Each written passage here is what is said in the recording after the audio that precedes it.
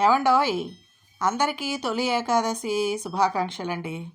మరి తొలి ఏకాదశి సందర్భంగా నేను ఏం ప్రసాదాలు తయారు చేశానంటే కుడుములు వండానండి.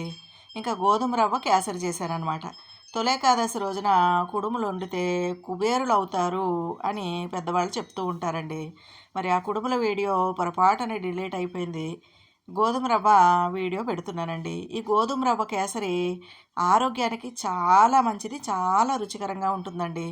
మరి ఈ కేసరి ఎలా తయారు చేయాలి, దీనికి కావాల్సిన పదార్థాలు ఏంటో మీకు తెలియాలంటే ఇంకెందుకు ఆలస్యం, మీరంతా నా ఛానల్కి వచ్చి ఓ లుక్ వేసి ఓ లైక్ వేసి వెళ్ళాలండోయ్. దీని రుచి ఉంటుంది చూశారు, నాలుగు కట్టుకుని ఊడు రాదంటే నమ్మండి, అంత బాగుంటుందండి. సాధారణంగా మనం కేసరి అనగానే బొంబాయి రవ్వ అంటే తెల్లగా ఉంటుంది చూడండి, ఉప్మా చేసుకుంటాం కదా, సూజీ రవ్వ అంటాం, దాంతో మనం తయారు చేస్తూ ఉంటామండి. కానీ అది ఆరోగ్యానికి అంత మంచిది కాదనమాట. ఎందుకంటే అందులో అన్ని కార్బోహైడ్రేట్సే ఉంటాయండి, ఫైబర్ అనేది అసలు ఉండదన్నమాట. అందువల్ల దాన్ని తినడం వల్ల తొందరగా బరువు పెరిగే అవకాశం ఉంటుంది, కొలెస్ట్రాల్ పెరిగే అవకాశం ఉంటుంది. ఇంకా డయాబెటీస్ ఉన్న వాళ్ళకి షుగర్ లెవెల్స్ కూడా తొందరగా పెరిగిపోతాయండి. దాని ప్లేస్లో మనం ఈ ఎర్ర గోధుమ రవ్వ, దీన్నే బన్సీ రవ్వ అని కూడా పిలుస్తారండి. దీంతో మనం ఉప్మా చేసుకున్నా, ఈ విధంగా కేసరి చేసుకున్నా, లేదా అన్నంలాగా వండుకుని తిన్నా ఆరోగ్యానికి చాలా మంచిదండి. ఇది చాలా రుచిగా ఉంటుంది, చాలా ఆరోగ్యంగా ఉంటుందన్నమాట. ఇందులో మనం మరి కలర్ కోసం ఏమీ కూడా వాడాల్సిన అవసరం లేదండి. సహజంగానే మంచి కలర్ కూడా కేసరి వస్తుందన్నమాట. ముందుగా ఈ ఎర్ర గోధుమ నూకలో, లేదా ఎర్ర గోధుమ రవ్వలో, లేదా ఈ బన్సీ రవ్వలో మరి ఎలాంటి పోషక పదార్థాలు ఉన్నాయి, అవి మన శరీరానికి ఏ విధంగా ఉపయోగపడతాయో ముందుగా నేను వివరిస్తానండి. ఆ తర్వాత దీన్ని ఎలా తయారు చేయాలో చూపిస్తాను. మరి ఈ ఎర్ర గోధుమ రవ్వ వాడకం వల్ల మనకి చాలా ఆరోగ్య ప్రయోజనాలు ఉంటాయండి. ఎందుకంటే దీంట్లో పుష్కలంగా ఫైబర్ ఉంటుందన్నమాట, ఇంకా విటమిన్ బి ఉంటుందన్నమాట.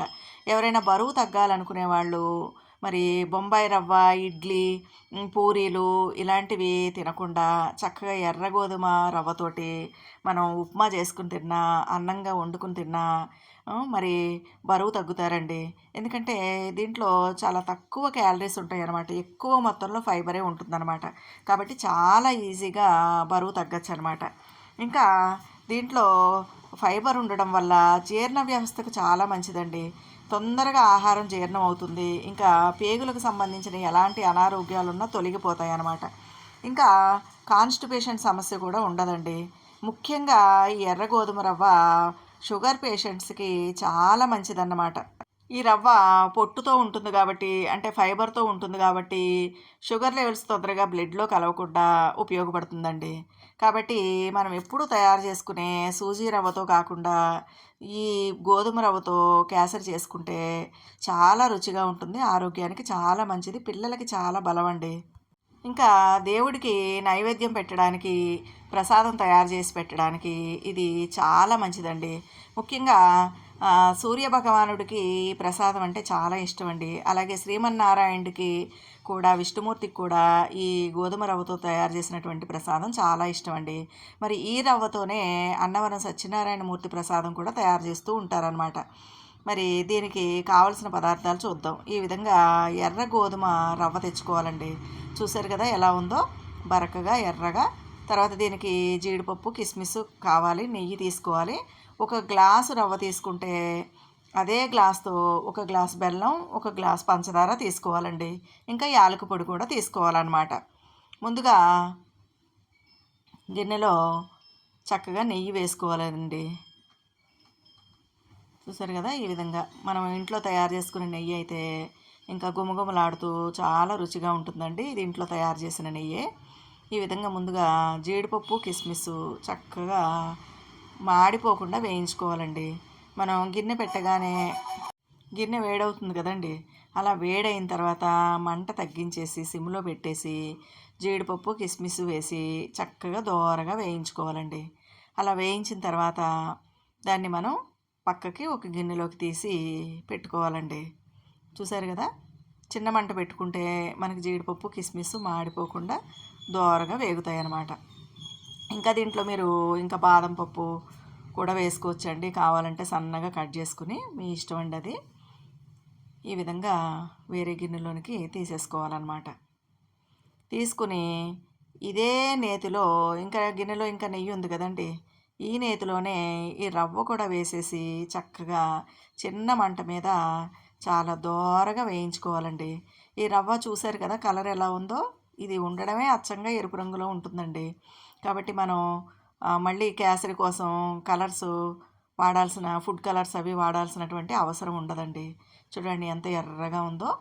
ఇంకా ఈ రవ్వ రుచిలో చాలా బాగుంటుందండి. మనం ఉప్మా చేసుకున్నా కూడా ఈ విధంగా రవ్వ వేయించేసుకుని ఉప్మా చేసుకున్నామంటే చక్కగా కడుపు నిండుతుంది. ఇంకా ఫైబర్ ఉంటుంది కాబట్టి ఆరోగ్యానికి చాలా మంచిదండి. మనం వాడేటటువంటి బొంబాయి రవ్వ, ఆ తెల్ల రవ్వ ఉంటుంది కదండి, సూజీ రవ్వ, అది అస్సలు మంచిది కాదనమాట. ఎప్పుడో ఒకసారి తప్పదనుకున్నప్పుడు వాడాలి తప్ప మిగిలిన రోజుల్లో ఈ రవ్వనే తెచ్చుకుని మనం ఆహారంలో ఎక్కువగా ఉపయోగించుకోవాలండి. ముఖ్యంగా ఈ రవ్వ చాలా బలం అన్నమాట. పిల్లలకి తప్పకుండా ఈ రవ్వతోటి ఉప్మా కానీ ఇలా కేసరి కానీ చేసి పెట్టారంటే వాళ్ళకి చాలా బలం వస్తుందన్నమాట. ఆరోగ్యానికి చాలా మంచిది. ఈ వేయించిన రవ్వను కూడా తీసి పక్కకు పెట్టేసుకోవాలండి. ఏ గ్లాస్తో రవ్వ తీసుకున్నామో అదే గ్లాస్ తోటి 4 గ్లాసుల వాటర్ పోసుకోవాలండి. ఎందుకంటే ఈ రవ్వ కొంచెం గట్టిగా ఉంటుంది కాబట్టి నీళ్లు కొంచెం ఎక్కువ పోసుకోవాలన్నమాట. ఆ విధంగా 4 గ్లాసులు నీళ్లు పోసుకోవాలి. నీళ్లు పోసి ఈ నీళ్లు చక్కగా మరిగించాలండి. మరి ఈలోగా మనం యాలకులు, కొంచెం పంచదార మిక్సీ జార్లో వేసుకుని మెత్తగా పొడి చేసుకోవాలండి. మరి ఈ యాలకుల్లో కొంచెం చిటికెడు పంచదార వేయడం వల్ల, ఒక స్పూన్ పంచదార వేయడం వల్ల ఏమవుతుందంటే చక్కగా మెత్తగా పొడి అయిపోతుందండి యాలక పౌడరు. కాబట్టి ఎప్పుడు యాలకుల్ని పొడి చేయాలనుకున్నా కొంచెం పంచదార వేయాలన్నమాట. ఇక నీళ్ళు మరుగుతున్నాయి కదండి, ఇలా మరిగేటప్పుడు మనం వేయించినటువంటి ఈ గోధుమ రవ్వని ఇందులో వేసేసుకోవాలన్నమాట. వేసేసుకుని చక్కగా కలిపి సిమ్లో పెట్టేసుకోవాలండి. సిమ్లో పెట్టేసుకుంటే ఒక 10 నిమిషాల్లో చక్కగా మెత్తగా మగ్గిపోతుంది. మధ్య మధ్యలో మూత తీసి కలుపుకుంటూ ఉంటే అడుగంటకుండా ఉంటుందండి. ఈలోగా మనం బెల్లం ఈ విధంగా కోరుకోవాలన్నమాట. మరి ఒక గ్లాసు రవ్వకి ఒక గ్లాసు బెల్లం, ఒక గ్లాసు పంచదార వేసుకోవాలండి. మేము తీపి ఎక్కువ తింటాం కాబట్టి ఒక గ్లాసు బెల్లం, ఒక గ్లాసు పంచదార తీసుకున్నాను నేను. ఒకవేళ నేను ఇంత తీపి తినను, మాకు ఇంత ఇష్టం ఉండదు అని అనుకుంటే ఒక గ్లాస్ బెల్లం, అర గ్లాస్ పంచదార అంటే గ్లాసున్నర తీపి వేసుకుంటే సరిపోతుందండి. ఈ విధంగా మధ్య మధ్యలో ఒకసారి కలిపి చూసుకోవాలి మగ్గిందో లేదో అని. చూసారు కదండి, ఇలా చూసుకోవాలన్నమాట. మా నీరంతా కూడా ఎగిరిపోవాలండి. ఎగిరిపోయి ఇది చక్కగా మెత్తగా మగ్గిపోవాలన్నమాట. ఏమాత్రం గట్టిగా ఉన్నా మనం పంచదార బెల్లం వేసిన తర్వాత ఇంకా మళ్ళీ ఉడకదండి. అందుకని ఈ రవ్వ చక్కగా ఉడికిందో లేదో చూసుకోవాలన్నమాట. 4 గ్లాసులు, ఒక గ్లాసుకి 4 గ్లాసులు నీళ్ళు వేసుకుంటే కరెక్ట్గా నీళ్లు సరిపోతాయండి. అలా మెత్తగా ఉడికిన తర్వాత నీళ్ళన్నీ ఎగిరిపోయిన తర్వాత ఒక గ్లాసు బెల్లం వేసానండి నేను. అలాగే ఒక గ్లాసు పంచదార కూడా వేసాను అనమాట. మేము కొంచెం తీపి ఎక్కువ తింటాం కాబట్టి ఈ విధంగా వేసుకున్నామండి. ఒకవేళ కొంచెం తీపి తక్కువ తినేవాళ్ళు అయితే ఒక గ్లాసు బెల్లం వేసుకోండి, అర గ్లాసు పంచదార వేసుకోండి. ఈ విధంగా వేసి మొత్తం అంతా కలిసేలాగా చక్కగా కలపాలండి. కలిపి ఇలా కలిపితే మళ్ళీ కొంచెం నీరు వచ్చినట్టు పలచగా అవుతుందండి. ఏం కంగారు పడకూడదు. మళ్ళీ కాసేపటికి అదంతా ఉడికి దగ్గరకు అయిపోతుంది అనమాట. ఈ విధంగా శుభ్రంగా చక్కగా కలిపి మళ్ళీ దీంట్లో ఒక చెంచాడు నెయ్యి వేసి ఉడికించాలండి. చూసారు కదా, ఈ బెల్లము పంచదార రెండు కరిగేలాగా కలపాలి. చూసారా, బెల్లం పంచదార వేసేసరికి కొంచెం పలచగా అయింది. అయినా సరే ఏం పర్వాలేదండి. కొంచెం మళ్ళీ నెయ్యి వేసుకోవాలండి.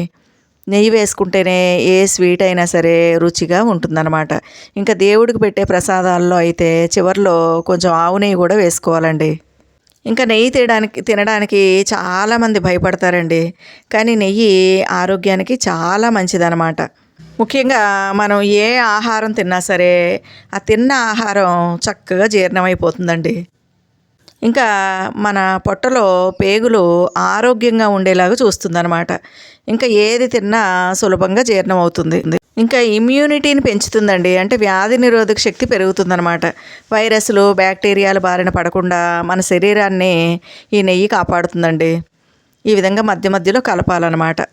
ఈ విధంగా మరి బెల్లం పంచదార బాగా ఉడికి ఈ రవ్వలో బాగా కలిసిపోయి ముద్దలాగా నీరేమి లేకుండా దగ్గరకు అయిన తర్వాత యాలక పౌడర్ వేసి ఈ వేయించినటువంటి జీడిపప్పు కిస్మిస్ కూడా వేసేసి చక్కగా కలపాలండి. జీడిపప్పు కిస్మిస్ అనేది మన ఇష్టం అండి, ఎంత ఎక్కువన్నా వేసుకోవచ్చు. దీంతోపాటు బాదం పప్పు కూడా సన్నగా కట్ చేసి వేసుకోవచ్చు అనమాట. చూసారు కదండి, మనం బెల్లం పంచదార వేయగానే నీళ్ళల్లాగా అయిపోయింది. ఇప్పుడు చూడండి ఎంత గట్టిగా అయిందో. ఇది చల్లారిన తర్వాత ఇంకొంచెం గట్టిగా ముద్దలాగా అవుతుందండి.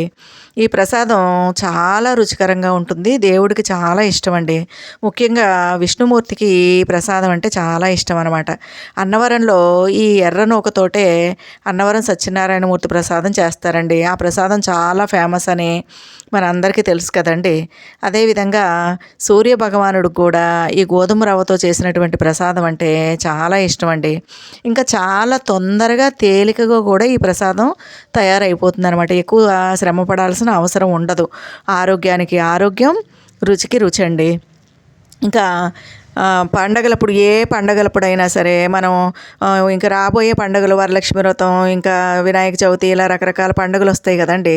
అలాంటప్పుడు 9 రకాల ప్రసాదాలు, 5 రకాల ప్రసాదాలు ఇలా చేస్తారు కదా. ఆ ప్రసాదాల్లో ఒక ప్రసాదంగా ఈ ఈ గోధుమ రవ్వ ప్రసాదాన్ని పెట్టుకోవచ్చండి. పెట్టుకుని ఇలాంటి ప్రసాదాలు కనుక భగవంతునికి పెట్టిన భగవంతుని అనుగ్రహం కలుగుతుంది. ఇంకా మనం తిన్న ఆరోగ్యానికి చాలా మంచిది. మంచి శక్తినిచ్చేటటువంటి బలవర్ధకమైన రుచికరమైనటువంటి దివ్య ప్రసాదం అండి ఇది. మరి చూశారు కదండి, ఈ ఎర్ర గోధుమ రవ్వ ప్రసాదం తయారు చేసే విధానం. ఈ వీడియో కనుక మీకు నచ్చితే లైక్ చేయండి, షేర్ చేయండి, నా ఛానల్కి సబ్స్క్రైబ్ చేయండి. ఉంటారండి.